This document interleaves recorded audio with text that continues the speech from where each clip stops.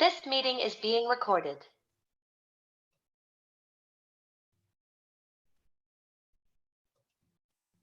Hello, everyone, and welcome. We're just going to give a minute or two while we get settled, and then we will start the presentation.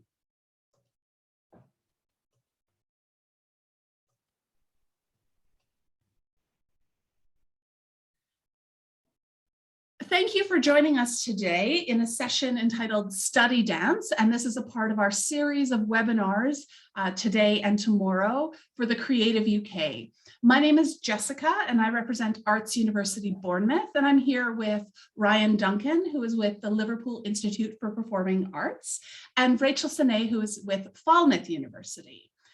And today we are going to speak about dance, and primarily undergraduate degrees related to dance in the UK. We're going to cover a variety of topics, but I did want to mention, if you have any questions throughout the session, please do pop those in the Q&A box, and we are going to leave time at the end to answer your questions. In fact, that's my favorite part of these sessions. So please do take the time to share your questions with us. What we're going to cover today, what is a dance degree? We're going to look in actually some depth to what you might cover as a part of your dance degree if you chose to study in the UK. We're going to also look at the additional skills that you require while you study a dance degree.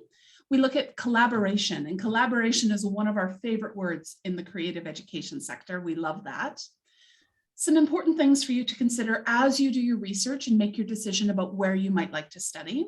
We will go through the application and the audition process, which is always a point of concern. So we're happy to demystify that for you. We'll give you some examples of student work, and we'll talk about careers. And that is often something that people are quite concerned about. They know they love dance. They know that this is what they want to do, but what happens at the end of your studies? We'll introduce our universities, and then we'll leave some time for Q&A. So like I said, please pop those questions in the chat. I am going to kick us off with a little bit of information about what is a dance degree.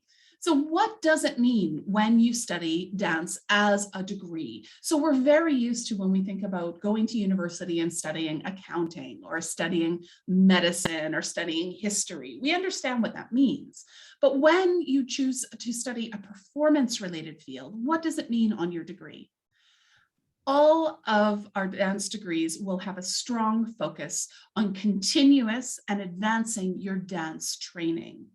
Now, many of the universities that offer dance degrees in the UK have a primary focus on what we would call contemporary, might be known as modern in parts of the world, but they will also offer the opportunity to explore other disciplines as well.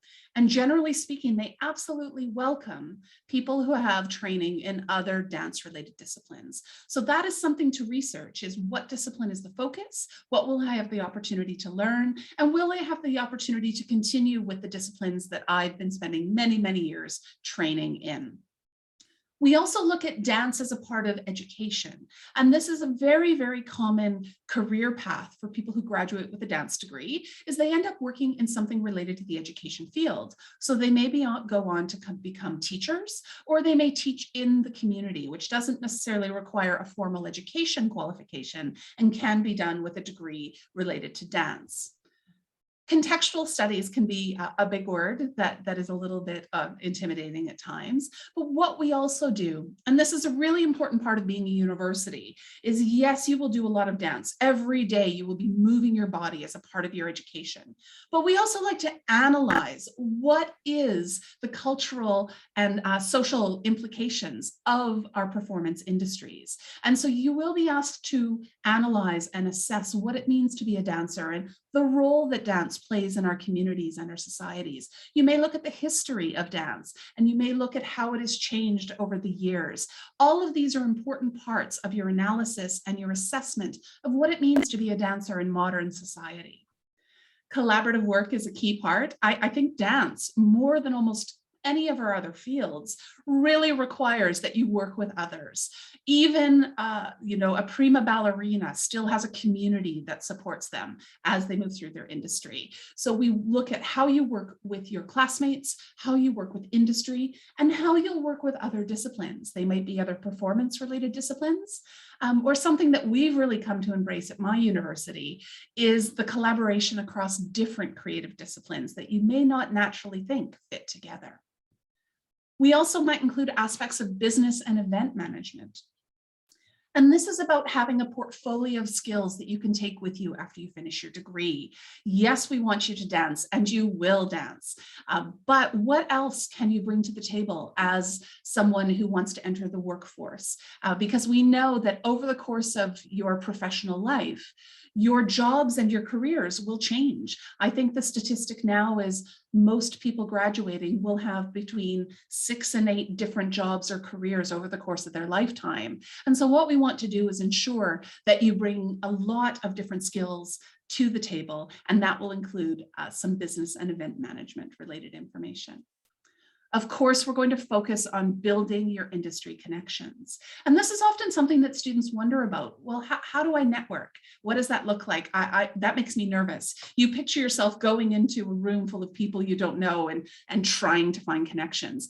And I really believe that in our dance degrees and at our universities, it's an organic process. From the first day at the university, you will have the opportunity to start meeting other people who have similar interests or parallel interests to you. And that will help you to build your professional network so that when you graduate, it's not like you're just going out with no network. You have that already.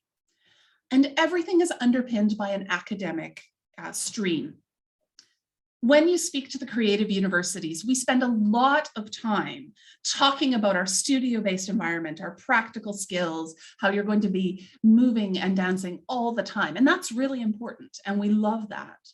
But because we are universities and you will be granted a university degree at the end of your studies, there is an academic underpinning to everything that we do. And so you will be constantly asked to reflect on what you're doing.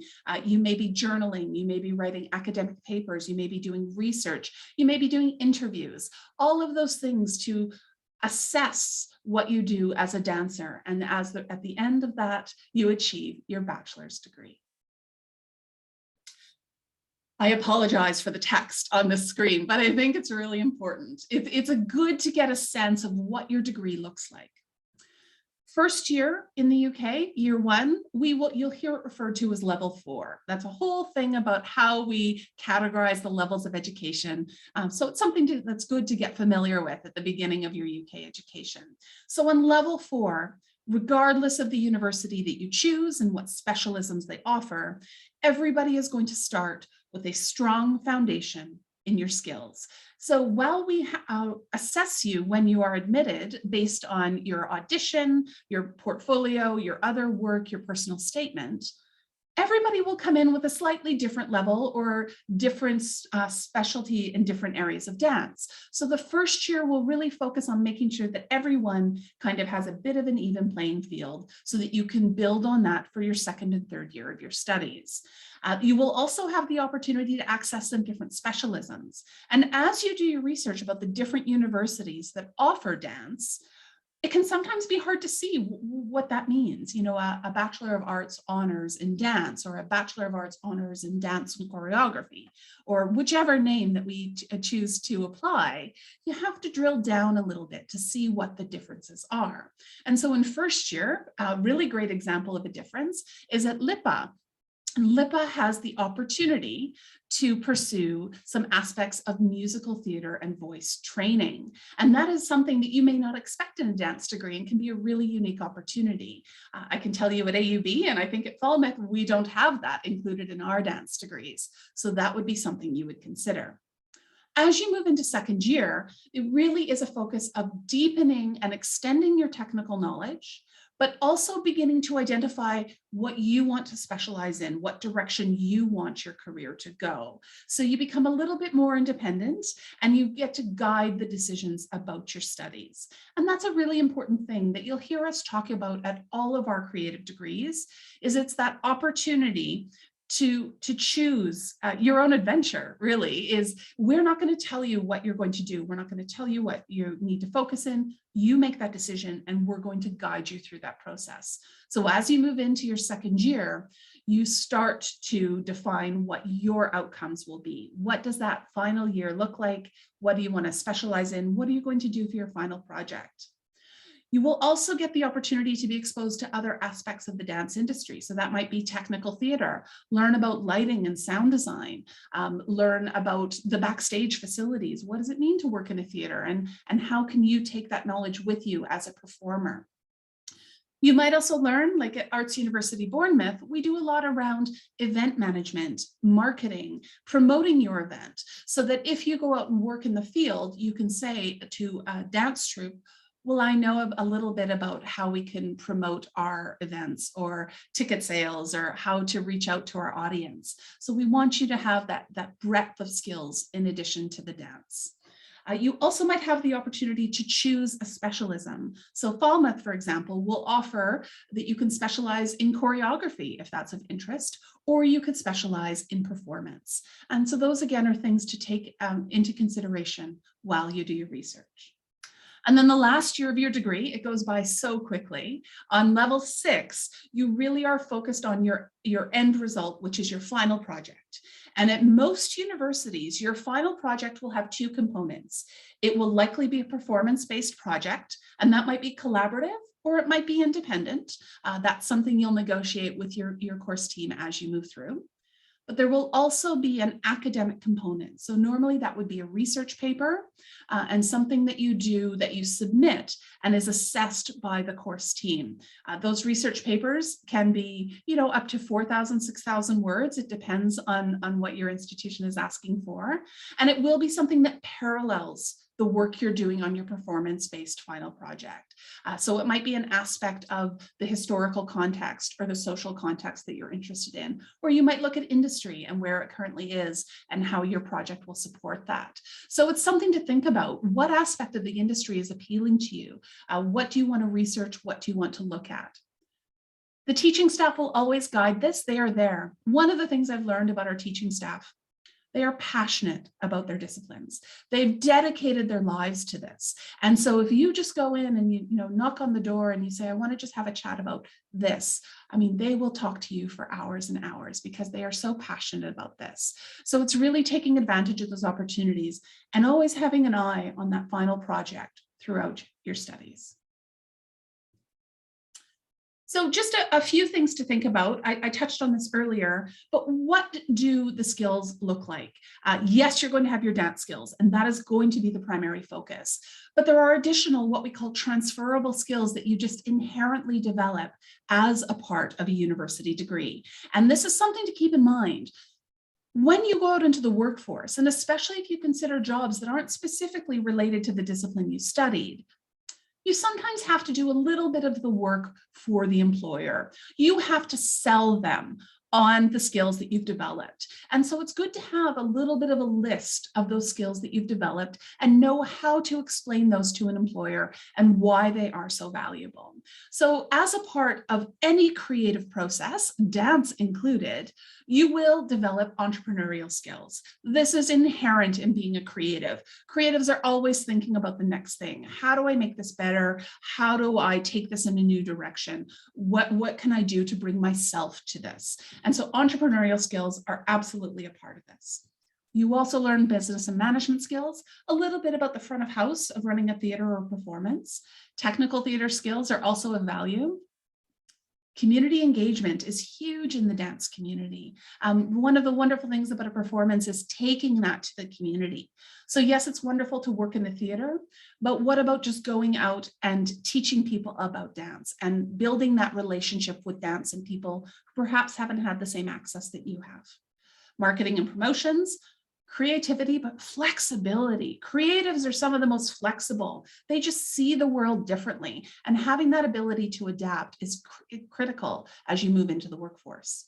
You'll learn to teach. And that's a really important part that you can take not only as a professional teacher, but just as a part of the creative community. You learn teamwork and collaboration, time management, massive, massive one. Can't underestimate the value of time management. Self-discipline, as you know, as a dancer, that is key to what we do. Resilience, and then of course the analytical, critical, and research skills that go along with the university degree. So tuck these in the back of your head and remember how critical the skills are that you develop as a part of your university studies. And I think I'm just coming to the end here, but we love to talk about collaboration. And I've mentioned it earlier, and we will mention it again. You will work with students on your course. And of course, many performances are collaborative in nature. That's just the way that that industry works. But you will get the opportunity to collaborate with students in other disciplines. And for example, we have this wonderful activity that we call a jam session that they host in our drawing studios. And we got our illustrators and our fine artists and our creative writers and our dance and our acting students, and they all come together. And you've got this wonderful room with the dancers just moving about and the actors often doing voice performances. And then you've got the fine artists or the illustration students doing sketches that they're inspired by what they see. And it's just this wonderful energy in those rooms. And that leads to collaborations in other fields. So it's worth investigating those wonderful opportunities that really kind of only exist in a university environment. It's also good to identify the relevant groups that you might like to collaborate with. And this is just a small sample. A lot of community groups will invite the dancers in to just engage with the members of their community. And that can be anything at all. Really, the sky's the limit. You might also work with schools. It's very, very common for schools to bring in dance troupes and dancers to work with their students. If you're a teacher in a school and you may not have that dance specialist knowledge, so having those guests come in is really inspirational for the students. You might work with festivals and of course the professional theater houses in your community. So it's good to know what's out there. You also look at performing in external venues and locations while you are a student. And like I talked about, building your professional network, it starts with those performances while you're a student. You get the opportunity to meet those people, and often those relationships come back when you've finished your degree. So really take advantage of all of these community networks as you move through, because you never know when someone might come back into play later in your career. All right, I think, is it Ryan? It's up now. Great, thanks, Yeah. Ryan. Hello, everyone. So I'm talking about things to consider when you're looking at courses, and then a little bit about the audition and the application process. So things to consider when you're doing your research. As Jess has mentioned, our three institutions all offer a dance program. They're all similar in some ways, but also very different in other ways. So the class size is a big thing to consider, first of all. How many students are going to be in your class? How many are you training with? But also, what does that mean for you in terms of contact time with your teachers, the relationships that you're building with teachers, and very importantly, what performance opportunities do you have? In terms of, obviously, the larger your cohort is, perhaps that has an impact on the number of performance opportunities that you have access to. Perhaps you may have to audition within the institution for those performance opportunities, whereas in other places such as LIPA, for example, your performance opportunities may well be guaranteed as part of your course. So that is something to definitely bear in mind. Another thing which may seem quite obvious, but it's quite easy to forget, is the size and the quality of the studio spaces that you are taught in. And then, of course, also access to those studios outside of teaching time. So I think a dancer is a very, very hard-working student. You are obviously in rehearsals and practicing to some extent 24/7. But if you wanted to go into those studios or rehearsal spaces after class, at weekends, what access do you have as a student to those facilities? Are they open to you, or can you only go in at certain times? You may also want access to additional facilities. So, for example, at LIPA, our dancers have access to a Pilates room, a small gym, physiotherapy, or indeed specialist equipment such as aerial dance facilities. These things you might think are a given at all dance schools or all dance courses. That's not necessarily the case. And again, going back to that first point, how many other students are you sharing these facilities with? Are they open to the whole institution, to students on other performance courses, or are they saved purely for the dance students? And then again, as Jess mentioned before, look at external links that schools and dance courses specifically have. What partnerships do they have? What industry links do they have? Because that can make a big difference. And again, as Jess was saying, it's very much about making those contacts, keeping in everyone's good books, and you never know whose paths you're going to cross with again in the future. That's the same regardless of any career that you go into, whether it be dance or something else. Next slide, please. So a little bit about the application process. All of us and all of the schools in the UK are on a system called UCAS, which is a centralised system for UK university admissions. Some of us will also accept applications through UCAS conservatoires, and some of us will accept direct applications through our own individual websites. Again, if you're unsure on which to choose or which universities accept which route, then by all means do contact the individual institutions that you're looking at. So at LIPA, for example, we accept applications through UCAS or directly, but we are not a conservatoire, so we are not part of the UCAS conservatoire system.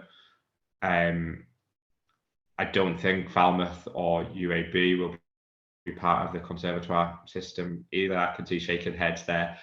Do you accept direct applications? Yeah. So we're all on the same page there. As you might expect for a dance degree, especially if you're applying through UCAS, then there is likely to be some additional information requirements. So UCAS is a very generic application system that you would use whether you're applying for dance or whether you're applying for something like geography or history. So for dance, obviously, there's a little bit more information that we may require from you. So as you might expect, one of those is your performance experience. So how much performance experience have you got? What genres of dance are those in? We'll also may well ask you to provide a detailed breakdown of your training to date so that we can see how many years of training you have in specific styles of dance, and whether that is a taught training or a self-taught training, whether it's been official kind of formal classes in school. Perhaps, for example, you may have done a dance A level or a dance B Tech, or some kind of dance qualification. Or it could just be that you've taken part in a Saturday class or a summer school. So we like to see exactly where your training is and how in depth it has been. And then also, it's fairly common that you'll be asked to complete some kind of medical questionnaire or medical information form so that we can understand a little bit more about your body, any injuries that you've had, that kind of thing as well. Again, all of this information will be on our individual websites because what we look for will vary depending on the institution, and the type of information that we require will vary as well. Next slide, please. So in terms of the audition, I think it's fair to say that all dance courses will have an audition process. If there is not quite a stringent audition process, then I would question how much dance content there actually is in that degree. So hopefully, again, that's fairly self-explanatory. Your audition may be in person or it may be through a video submission. So we will all, I think, host in-person auditions in the UK. And as an international student, you would be more than welcome to come and audition at our individual institutions if you wanted to do so. However, that's not essential.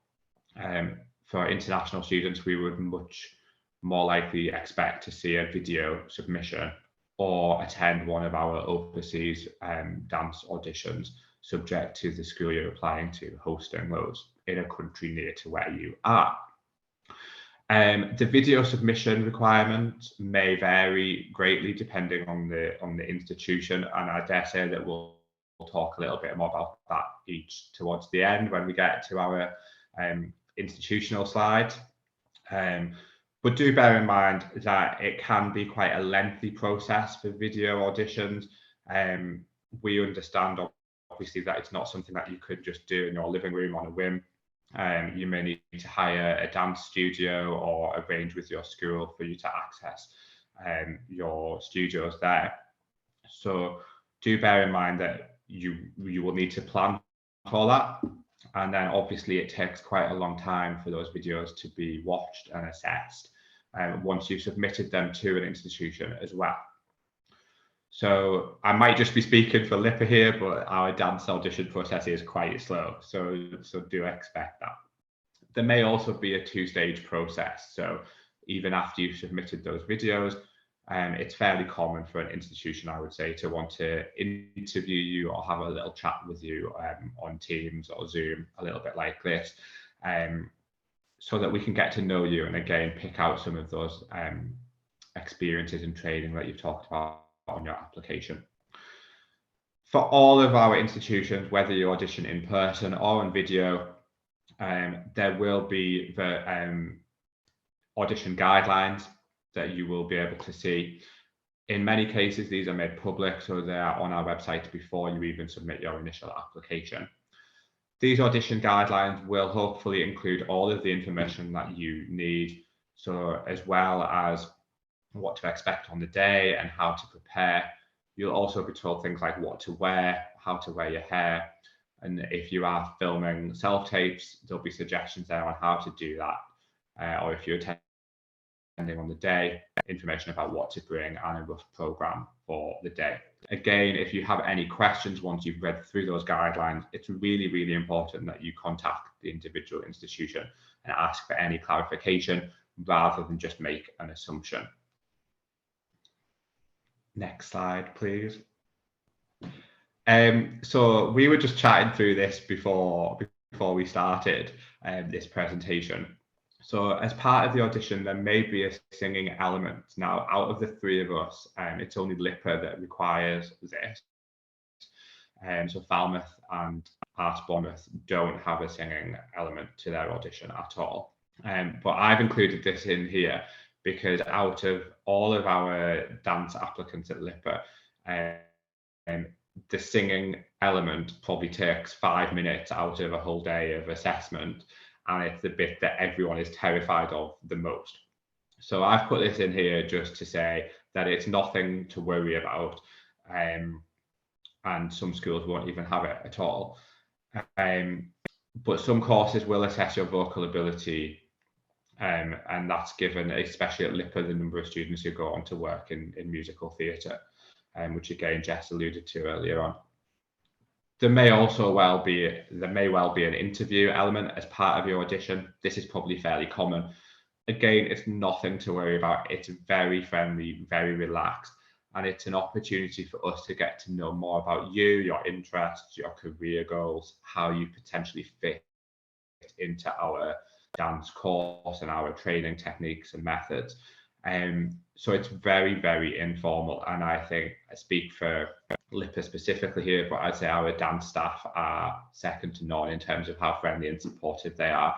Going back again to what Jess said at the beginning, you are very much part of a family environment, and that begins right from the application and the interview process.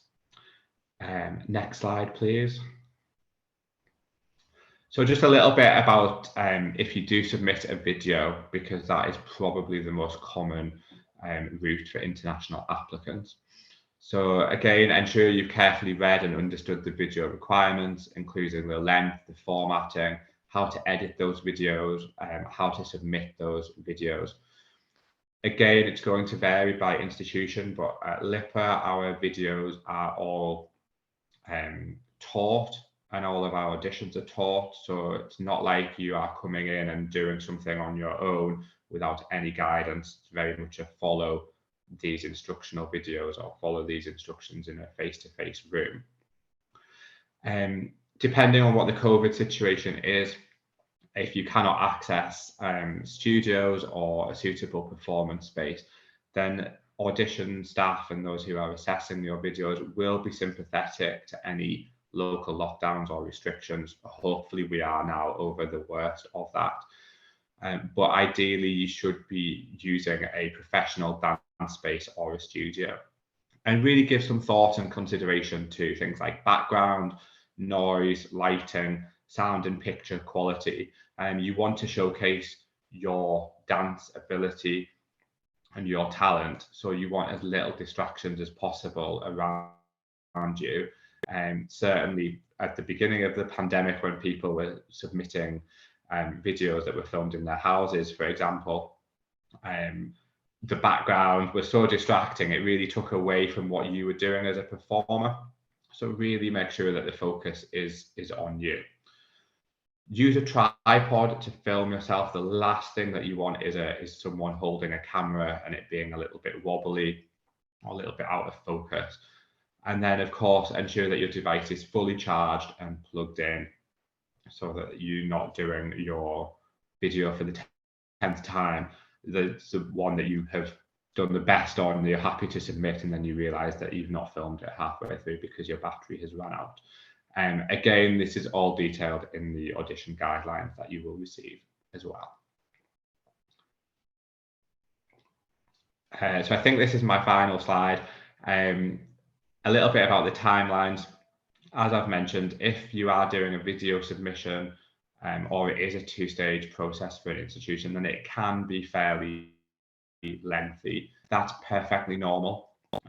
So I would always say, like, no news is good news. Usually, so if you don't hear anything, don't assume the best, don't assume the worst. It's just a lengthy audition and interview process.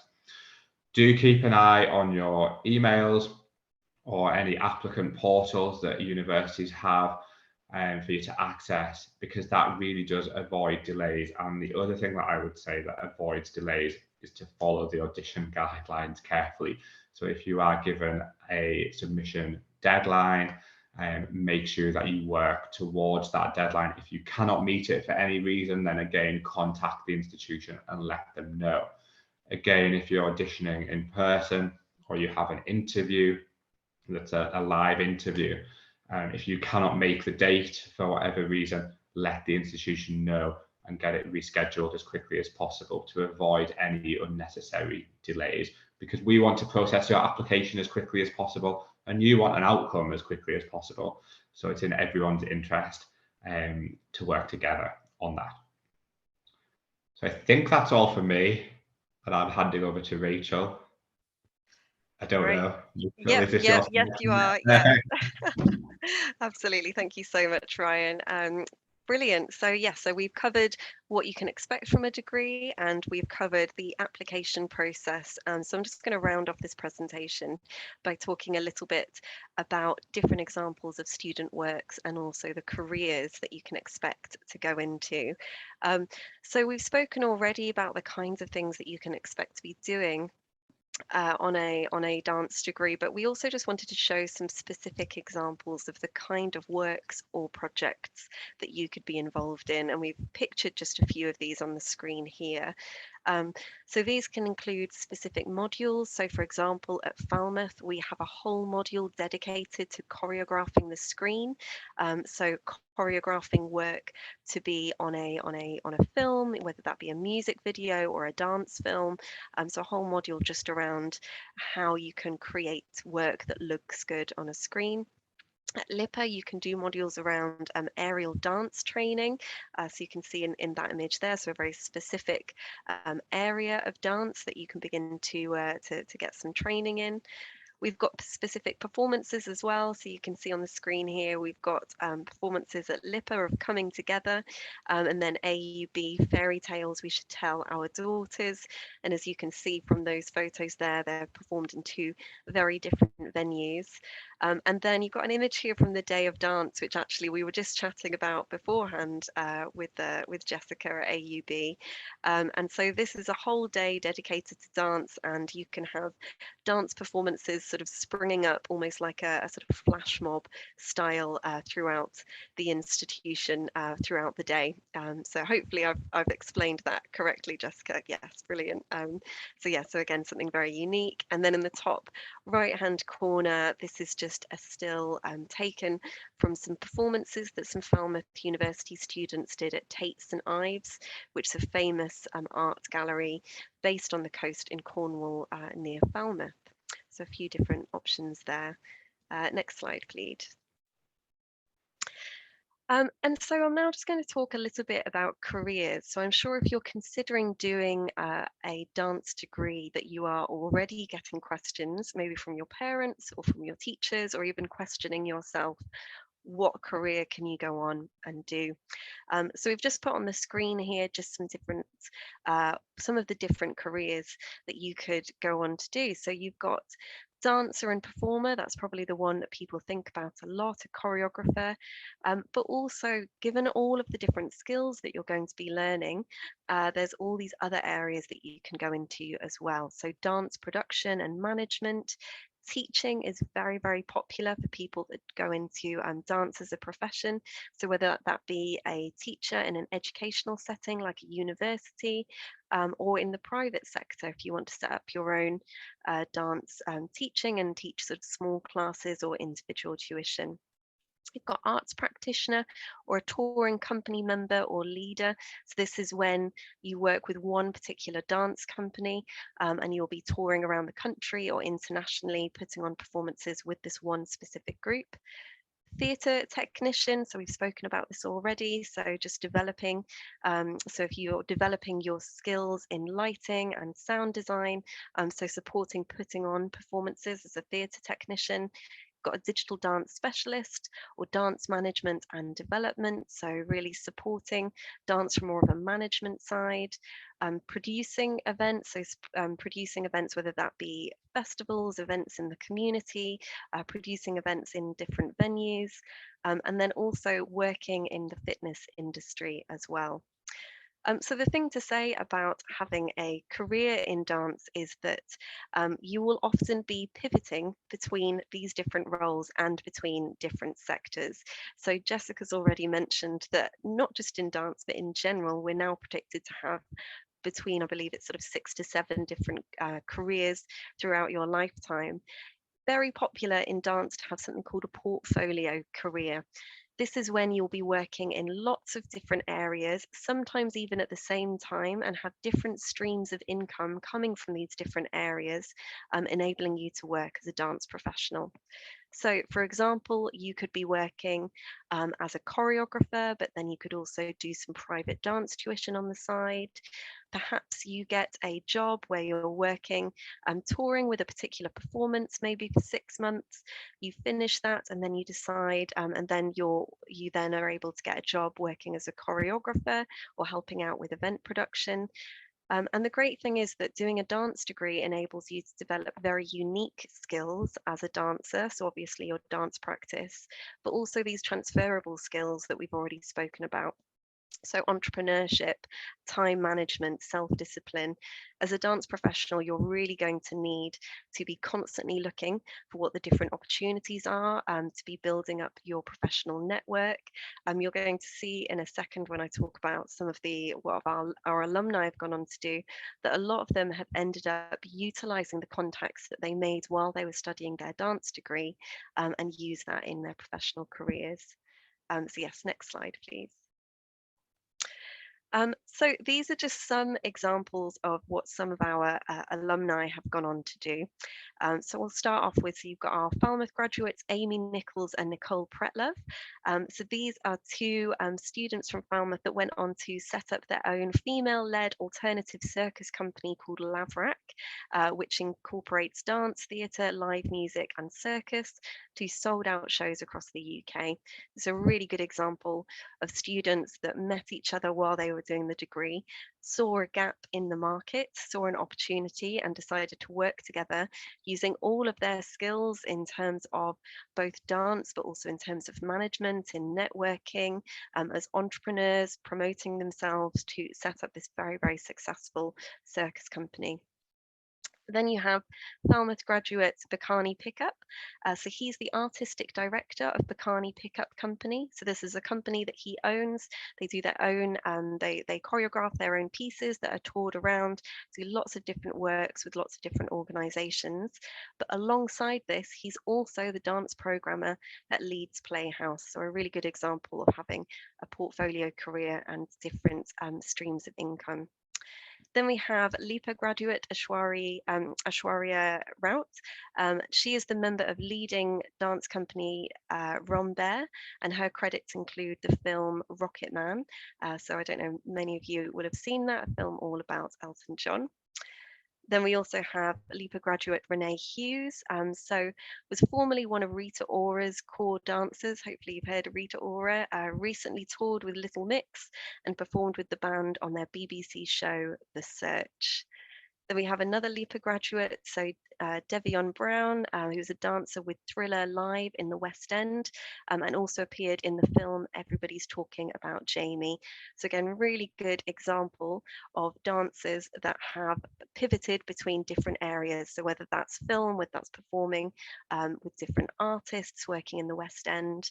And then finally, we have AUB alum Lawrence James, who's worked in the art and film sector, and his credits include the ITV production The Halcyon, as well as the cinematic production of Far From the Maddening Crowd. And most recently, Lawrence has worked with choreographer Paul Harris as a lead dancer in the Netflix original Thanks for the Memories. So this is just a taster of what some of our graduates have gone on to do. Do take a look at our website, but hopefully this is a bit of inspiration for you for the sorts of careers that you could go on to have. And then next slide, please. So we're now just going to talk a little bit about what each of us do and about us, and then after that we're going to go into a Q&A. So please do be writing your questions in the chat box if you've got any questions from anything that we've spoken about, and we can answer them afterwards.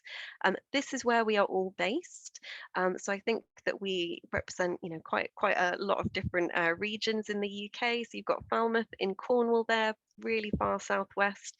You've got Arts University Bournemouth right on the south coast there, and then LIPA obviously up north in Liverpool. So next slide, please. I'm not sure which of us is going first. There we go. I'll hand over to you, Jessica. Fabulous. Thank you. Thank you, Rachel. That was really good. So a little bit about Arts University Bournemouth. We have been around for about 140 years or so, and we haven't always been a university, but we have always had arts and creativity at our core. And I think that that's one of the reasons why the UK is such a wonderful destination for creative studies, is because the arts education here goes back for decades and decades. And so we know what we're doing, and we have a long history of expertise in these fields, and AUB is just one example of that. We are just under 4,000 students from about 65 different countries, and we are located on one campus in Bournemouth, which is on the south coast of England, and we're just under 2 hours from London. That's actually a really popular phrase. You'll hear a lot of places in the UK are just 2 hours from London, but it just shows the accessibility. You're never too far from anything when you're in the UK, which is wonderful in terms of accessing the resources we have. AUB does well in lots of different league tables and rankings, and that's important. But a couple of things I wanted to mention specifically about AUB related to dance. One of the fun things, 2 years ago at our graduation ceremony, we awarded an honorary fellowship to Dame Darcy Bussell. And for those of you that are familiar with the UK, I actually know Darcy because of Strictly Come Dancing. She was a judge for many, many years on Strictly. So that is how I knew her best. But of course, she has a long and storied career as a dancer, a professional dancer. And one of the things about awarding an honorary fellowship is that it builds a link between that professional and your university. So in fact, just last week, Darcy was back at AUB speaking to her current dance students. She just released a book, and so she was doing a bit of a promotional tour, and she came and spent some time with our dancers, and they just I love that connection that they have to someone who has made a significant contribution to the industry. The other really cool thing about the dance, and I think this goes for many performance courses that are built into kind of a greater art and design creative community, is our dancers really benefit from the connections of other courses. So one of the photos we had on the last slide with our images was the fairy tales we tell our daughters, and you could see kind of they were wearing these pirate style costumes, and those costumes were made by our costume students. And so the dancers get to benefit from being a part of a university with a costume course and with a hair and makeup degree. They get to be in the films of our film production students, and they get to work with the actors on other aspects of performance. And so it's this opportunity to draw from this greater creative community, and it just makes you a stronger performer when you have access to these resources. And it also is a part of building those connections. And so knowing the costume students, when they graduate, or the makeup students, or the filmmakers, and when they graduate, you know them already, and that's your professional community going forward. So it's one of my favorite parts about AUB, is that collaboration and that ability to build your network. And then I always like to mention a couple of our high profile alum. Edgar Wright is a relatively well-known filmmaker. You may know some of his films. His most recent was, I think, One Night in Soho, but he's really known for his collaborations with Simon Pegg. And then Tom Hovey, my personal favorite, he does all of the drawings for all of the cakes and goodies on the Great British Bake Off. So every time you see a drawing of one of those wonderful creations, it's done by AUB alumni Tom Hovey. All right, I will hand things over once I click through. So a little bit about LIPA. We are, as Jess said, or Rachel rather, located in Liverpool in the northwest of England. But again, still only just over 2 hours on the train from London. So although geographically quite far by UK standards, that train into London goes left, right and centre all over the UK. We are very small, so we have about 1,000 students from around 50 different countries worldwide, and about 25% of our students come from outside of the UK. So despite our small size, we have a very international outlook, and again, a very creative, collaborative and industry-focused environment. We were co-founded in 1996 by Sir Paul McCartney, who remains our lead patron. He is the person who so far every year at graduation, when you shake someone's hand, it is Paul's hand who you shake. And we are housed within his former high school building. So it's a really inspirational and impressive place. A little bit about our dance program specifically. We think it's relatively small, but it's actually bigger than Bournemouth and Falmouth. So we have between 30 and 36 students per year on our course. And we also have a foundation certificate program as well, which is a 1-year level 3 equivalent qualification. A couple of things that make us a little bit unique, apart from the singing element. Our dance degree is almost described as a major in dance with a minor in musical theatre. So whilst it is not that, it is the closest to musical theatre that we get at LIPA. We focus on 4 main areas of dance. So those are ballet, contemporary, jazz and commercial. However, we are not a ballet school by any stretch, so we very much focus on the contemporary, the jazz and the commercial. The ballet is very much just to check the foundations and to raise you up from there. Another thing that makes us quite unique, which was mentioned earlier on when you were looking through the pictures of student work, is in 2nd and 3rd year, our dance students all do a module around aerial performance and bungee assisted dance. So we work with a Liverpool-based dance company called Wired Aerial Theatre. And we have in our campus, in our largest dance studio, all of those hoops on the ceiling and all of the silks there. So it's very hard, it's very intense. But again, it's quite a unique element to our program, and it's something which also makes you in turn very employable, because you have something that stands you out from any of your competitors. A lot of our dance graduates go on to work either in the West End or on the cruise liners. So you'll find a LIPA grad working on pretty much every major cruise liner in the world. And that wired aerial performance element is really, really special and unique there, because it's just incredible to watch, and it's something that you can do anywhere in the world, inside a studio, outside a studio. So yeah, that's us in a nutshell, and I'll hand over to Rachel. Great, thank you so much. Yes, so we're at Falmouth University. I suppose I should start off by saying that we are not 2 hours from London, sadly. No, so we are in the southwest of England, about as far southwest as you can get. You can take a flight from London to Newquay, which is 1 hour. So then technically, I guess we're about 2 hours away from London. Or you can get a direct train from London to Truro, which is our closest city. So this is where we are. You can see in the top picture there. So we are just in such a beautiful part of the world. Cornwall's actually regularly voted one of the best places to live in the UK because of the stunning natural environment. It's also got a really rich artistic heritage. So there's been artistic communities popping up and living in Cornwall since the 1800s, and that's really reflected in the local area. So we've got some incredible world famous theatres like the Minack Theatre, which is a theatre cut into a cliff with the ocean as a backdrop. We've got some fantastic galleries, and then loads of different festivals, art, music and literature festivals nearby. So if you come and study with us, then you get to be in the heart of this very creative, very beautiful part of the UK, and you get to be at one of our two beautiful purpose-built campuses. So our campuses are also quite unique. They're set into gorgeous Cornish countryside. Both have award-winning gardens, and our Falmouth campus is actually set in some subtropical gardens. But if you study with us, if you study dance and choreography, you will be based at our Penryn campus in our Academy of Music and Theatre Arts, which is our performance department. So one thing that's quite unique about Falmouth is that we actually have a live working performance venue.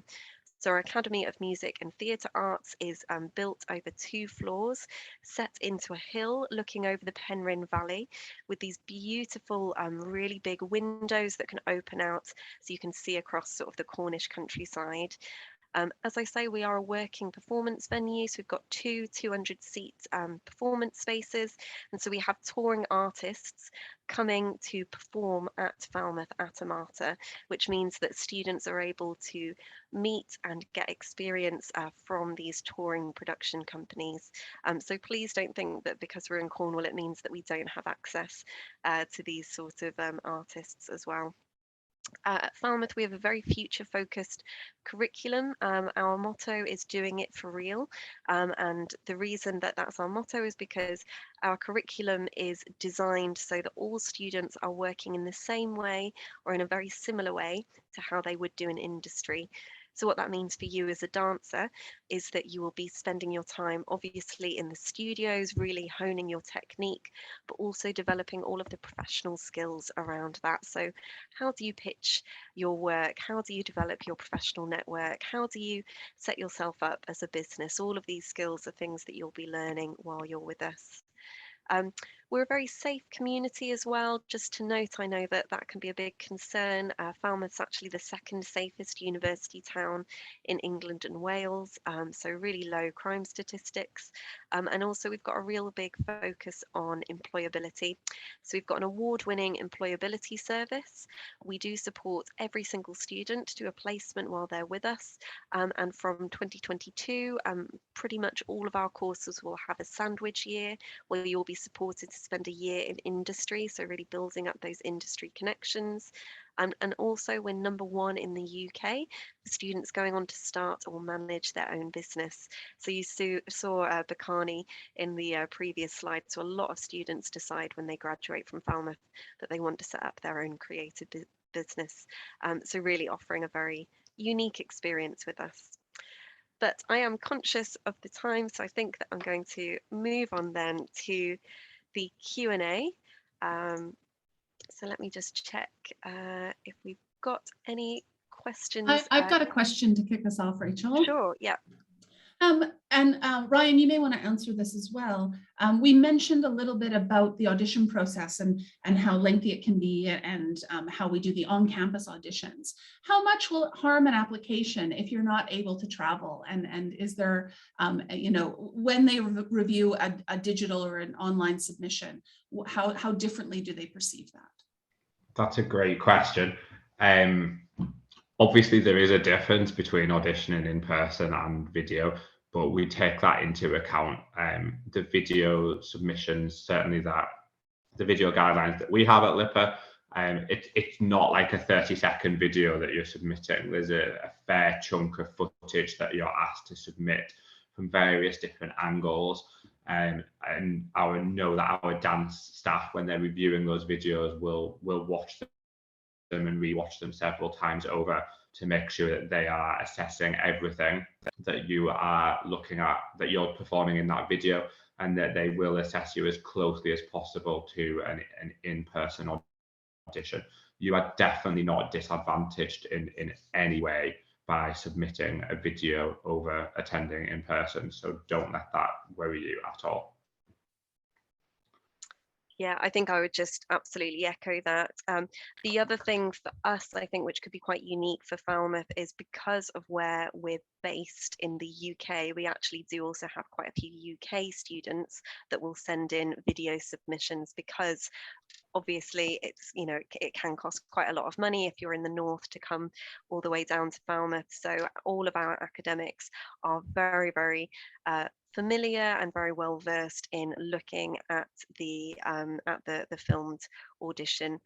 We also interview every single student, so that's a really big part of the audition process as well, and so that's an opportunity as well as seeing your filmed performance for academics to really just get a sense of what you're like, your motivations for you to talk through the performance too.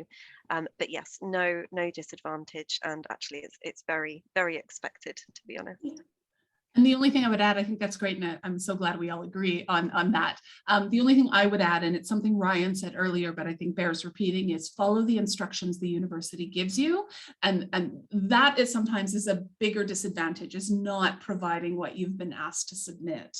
That is often a bigger issue. But if you follow the instructions, the assessment, is great. Good. Any other questions, Rachel? Well, I think, and I can see that we've got a question here about our acceptance rates or range. So the sort of the competitive, how competitive our programs are.